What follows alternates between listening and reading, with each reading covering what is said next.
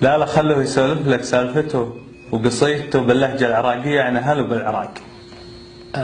هذه مرة كنت مسير عند واحد من ربعنا، وجاء رجال ملقوف وجلس يميني أبد جنبي، فداروا الحديث عن العراق والعراقيين. قال العراقيين كذا وكذا واذهبوا. أنا قالوا كاد أنه كلام مغثن. التفت عليه قلت له تعرف أنا منه؟ قال لي أنت عادل الشاهين. قلت له تدري إني عراقي؟ قال لي. قالوا كاد على طول لما قال إيه أنا عرفت أنه متقصدا ضربته. عقبة تندمت إني صراحة إني ضربته، وكتبت عقبة هالقصيدة.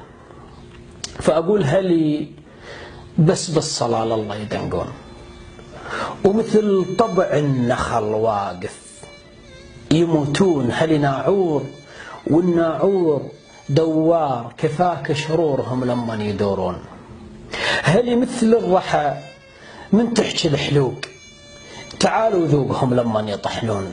هلي صينية تقطر من الأخلاق، إذا مر جارهم خاطر يغارون. هلي مثل التفق لو صار الزماط، بخيت الشافهم مرة يزمطون.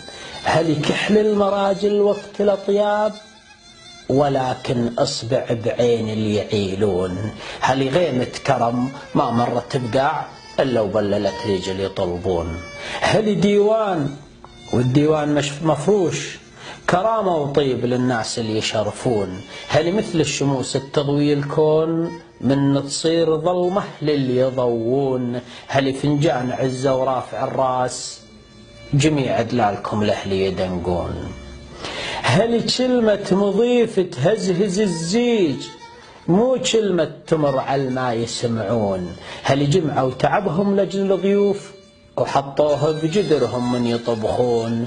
هلي معجان عفة بساعة العوز، قصوا من لحمهم للي يجوعون. هلي عكاز شايب ما مش عيال، يتسند عليهم للي يشمتون. صبر فلاح أهل بتالي القيض، نثر كل امنياته بدرب المزون. خلق صياد أهل بحسرة الماي، ذب الشبكة بعناد اللي يصيدون.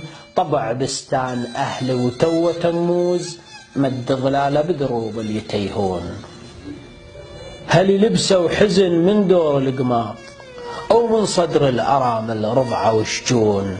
هلي شاجور غيرة معبي أخلاق، ولكن كلمة تذبح من يثورون. هلي محراب غيرة بشح الرجال، جميع أهل الشرف عندهم يصلون. سلامتكم.